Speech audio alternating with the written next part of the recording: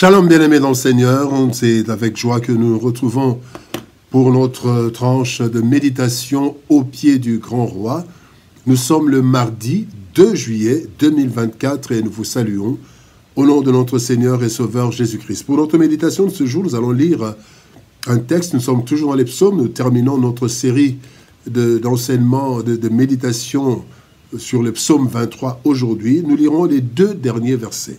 Psaume 23, versets 5 et 6, dans la version Louis II, nous dit ceci. « Tu dresses devant moi une table en face de mes adversaires. Tu induis ma tête et ma coupe déborde. Oui, le bonheur et la grâce m'accompagneront tous les jours de ma vie, et j'habiterai dans la maison de l'Éternel jusqu'à la fin de mes jours. » Entre les meilleures mains, troisième et dernière partie. Tel est le thème de notre méditation, entre les meilleures mains. Troisième partie. Bien-aimé dans le Seigneur, le bon berger a conduit ses brebis, il les conduit vers des endroits propices pour leur épanouissement intégral. Et sur la route vers ces lieux de paix et de gloire, il se trouve des vallées ténébreuses, mais la présence du Seigneur est garantie d'une haute sécurité. Dans le texte de ce jour, nous voyons ce que le Seigneur fait dans nos vies, malgré la présence ainsi que les actions des adversaires qui n'ont qu'une seule attente, notre perdition et notre destruction. Mais ce que Dieu fait est merveilleux et va au-delà de nos attentes, qui sont juste que nos adversaires n'aient pas avantage sur nous. Cette sécurité entre les mains du Seigneur nous assure bonheur, grâce et nous pousse à demeurer indéfiniment dans la présence divine. Voyons quelques leçons dans notre méditation de ce jour. Premier point, rendu prospère malgré l'adversité. Le psalmiste dit, « Tu dresses devant moi une table en face de mes adversaires, tu induis ma tête et ma coupe déborde. » Bien-aimé dans le Seigneur.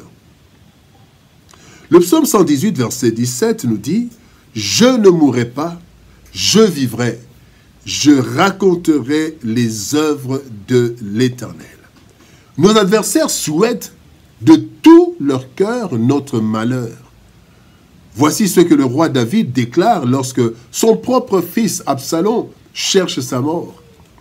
Il dit, « Combien qui disent à mon sujet, plus de salut pour lui auprès de Dieu. » Psaume 3, verset 3. Nous avons des adversaires, des ennemis malheureusement, qui veulent nous voir anéantis et même morts. Et ces adversaires peuvent se retrouver même parmi les nôtres, comme le dit Matthieu chapitre 10, verset 36. Il est dit, « L'homme aura pour ennemi les gens de sa maison. » Nous avons des ennemis visibles et invisibles, connus et inconnus, mais qui ne peuvent en aucun cas bloquer l'action de Dieu en notre faveur. Et Dieu se charge de nous faire prospérer au vu et au su de ceux qui attendent notre anéantissement. Ainsi, il nous rend prospères matériellement, spirituellement, socialement. Cela a été le cas avec Joseph, qui dit dans Genèse chapitre 50, verset 20, « Vous aviez médité de me faire du mal, Dieu l'a changé en bien. » Bien-aimé, Dieu fait cela. Il nous bénit devant nos adversaires. Pourquoi? Trois raisons. D'abord, pour montrer sa grandeur. Exode 7,5 dit « Les Égyptiens connaîtront que je suis l'Éternel. » Il le fait pour montrer que nous sommes à lui.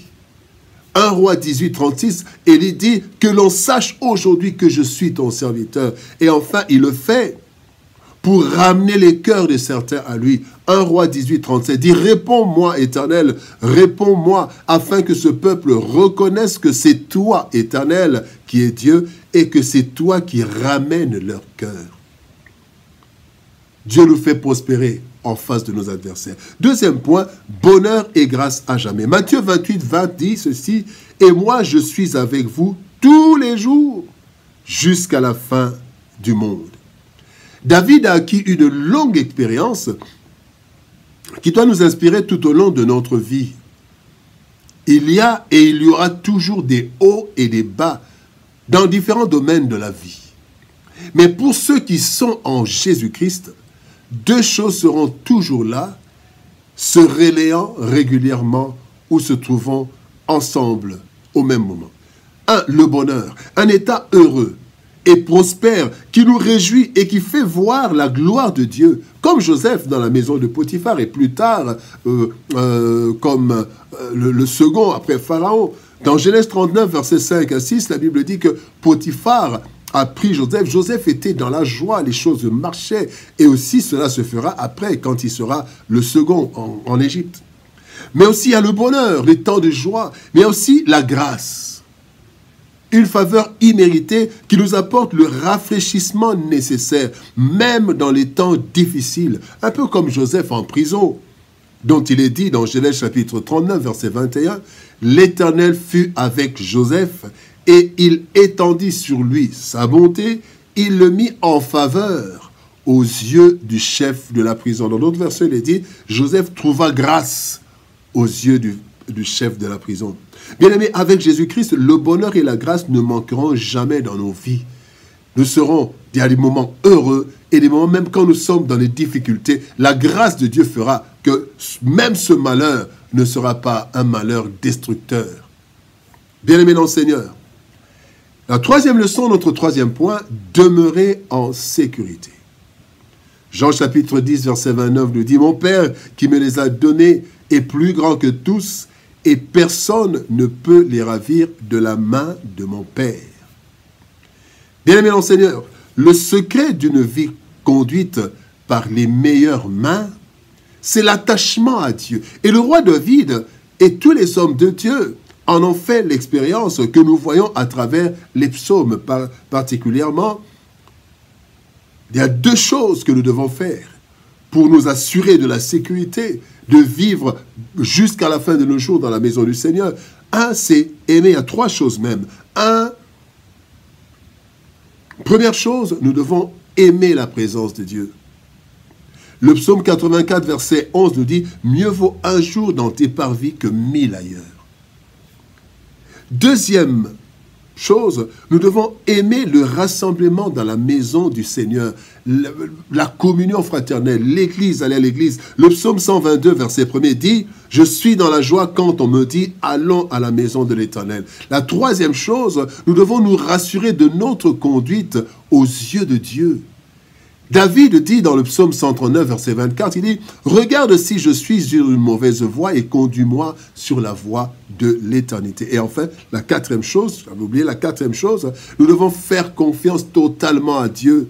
Le psaume 27, verset 3, David dit « Si une armée se campait contre moi, mon cœur n'aurait aucune crainte. Si une guerre s'élevait contre moi, je serais malgré cela plein de confiance. » Bien-aimé, le Seigneur ne rejette jamais ceux qui viennent à lui. Lui-même dit dans Matthieu chapitre 11, verset 28, « Venez à moi, vous tous qui êtes fatigués et chargés, je vous donnerai du repos. » Jésus-Christ est le bon berger. Entre ses mains, nous avons la meilleure prise en charge car nous serons éternellement entre les meilleures mains. Ainsi, bien-aimés, nous terminons cette série entre les meilleures mains.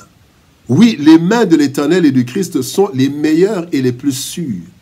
En effet, le bon berger nous conduit vers les meilleurs endroits en toute sécurité, et cela malgré les actions perverses de nos adversaires et de nos ennemis.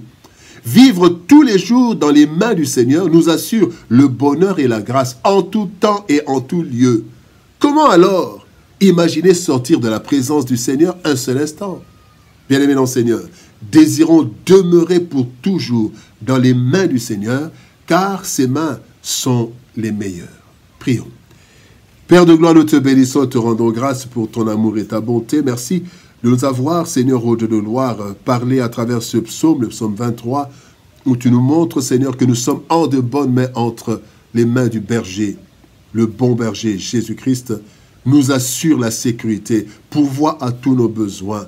Seigneur, merci, Seigneur de gloire, de rassurer mon frère, ma soeur. Et quand il n'y a pas le bonheur dans notre vie, pendant les temps difficiles, il y a la grâce qui fait, Seigneur de gloire, que nous tenons jusqu'au bout. Bénis, Seigneur de gloire, ton peuple. Bénis ta parole éternelle et que ton nom seul soit glorifié. Au nom de Jésus-Christ, nous avons ainsi prié, Père. Amen. Bien-aimés dans le Seigneur, que Dieu nous bénisse. Shalom, au revoir. Et par la grâce de Dieu, nous nous retrouvons demain pour une nouvelle méditation au pied du grand roi. Shalom, au revoir et à demain.